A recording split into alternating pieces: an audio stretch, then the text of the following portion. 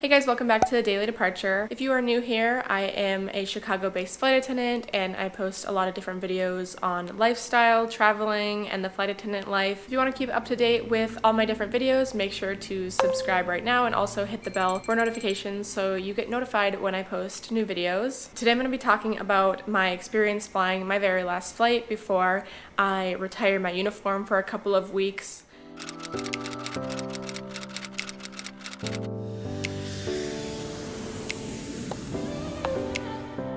Last week I filmed a video talking about kind of the current state of the airline and what I was experiencing, and in this one I'm going to be keeping you up to date with all the new procedures and happenings and my experience flying that very last flight. As mentioned in my last video, I had some red-eye turns on my schedule this month and I was supposed to have 2 more, but I ended up operating only 1 of them because first one that I had scheduled, I literally was headed to the airport. I was stepping out of the elevator in my building to go to the airport and I got a text alert saying my flight was canceled an hour before sign-in. So I went back upstairs and I walked to my apartment. My sister who I live with, I was like, "Just kidding, I'm back." So it was kind of nice to not have to worry about going to work and exposing myself, for 2 more flights. But I still had one of my red-eye turns that did operate, and that one was Sunday the 5th to Monday the 6th. By the time I finished my red-eye turn on Monday at 6:30 a.m., that was my last flight. I was flying for the month of April, and now I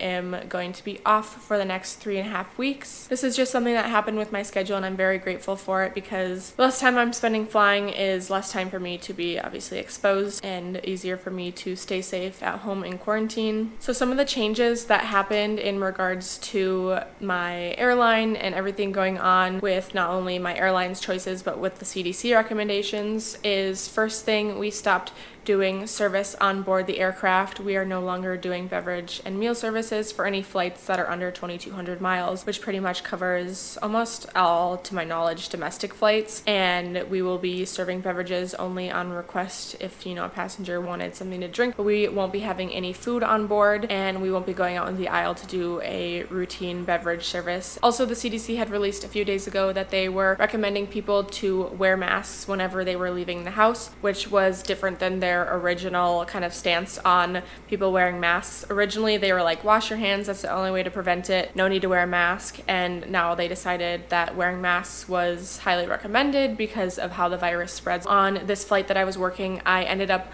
wearing a mask when I was walking through the terminal and while we were boarding and interacting with any passengers or other flight attendants, just not only to keep myself safe but to keep those around me safe. I think the mask not only can protect us, but I think it can also protect the people around us, because as flight attendants we can be carriers of this because we are around so many people and have been for the past couple months. So if we happen to be carriers of it, we don't want to be passing that off to different passengers or people we interact with while being at work. It's kind of great that we were finally able to wear masks, but I still think if you're wearing masks and or gloves, you should still be taking the normal safety precautions. You should still be washing your hands, you should still be not touching your face, you should still not be sneezing or coughing on people, still covering that if you happen to sneeze or cough, and you should still be social distancing and not congregating in groups or staying next to people. So on my flight down from Chicago to Las Vegas, because it was a Las Vegas red-eye turn, we had 8 passengers, and originally when I got to the airport we were supposed to have 10, but it dropped down to 8 by the time we had our final passenger count. And coming back from Las Vegas, we ended up having 15 passengers on board instead of the 25 we were originally planned to have. And just because we had 8 passengers, it still was a very eventful flight. Going down there, we had a passenger who had 2 cell phones, and when he was getting off the plane, he was like, I can't find my other phone. And so he ended up walking to the top of the jet bridge, and we were searching for his phone. We couldn't find it, but we knew it had to be somewhere on the plane because he claimed that it was on his lap when we took off. I ended up having him sign into his iCloud. I took his phone down onto the plane and was pinging to find the phone that was still somewhere on the plane, and my crew and I, we were like, we hear the ping, but it wouldn't go off every time, and sometimes it would only be a half ping, like that classic iPhone ping where it does like the ping ping ping. So we were searching and searching, like tearing up the seats and whatnot, because we're like, we know it's on here, we hear it.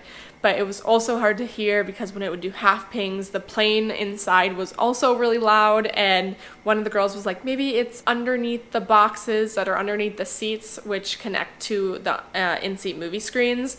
And so they finally found it wedged underneath the boxes, and it was kind of crazy. Like, what are the chances that it got perfectly wedged underneath the box for the movie screens instead of flying all the way forward on landing, because there were only 8 passengers on the plane. So I mean, that phone really could have traveled very far on landing because there were no bags to stop it, but it managed to get wedged under a movie screen box and you couldn't even see it. But thankfully we had the ability to hear it with the pinging sound, and I'm super glad that we didn't just abandon this guy and not try to find his phone, because it was like 100% on the plane. I'm glad the guy got his phone, because he literally was like, I'm just gonna go buy a new one, and I'm like, no, we will find it. Like, let me use every resource to my knowledge to find your phone. But it was really crazy to see the airport so empty with literally no one around. The only people I really saw were the few passengers still there and a lot of the airport workers that were just kind of hanging out because there wasn't a lot to do. Also, most of the restaurants and little shops were closed. There was the main food court area in the terminal I fly out of that was still open, and there were still some people over there and some of the restaurants still open. For the most part, it was very empty. Also, considering my red eye was a Sunday evening, which Sunday evenings can be very busy at the airport because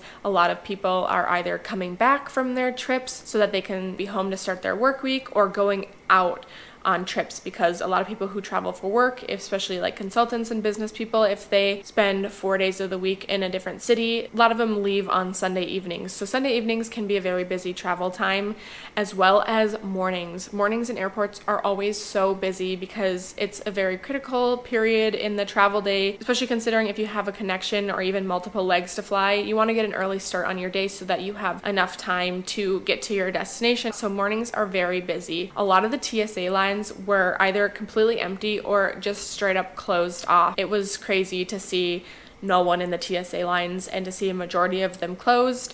Also, the ticket counter areas and the gate areas were so empty. I mean, I had 8 passengers going and 15 passengers coming back. That's kind of the normal flight load nowadays.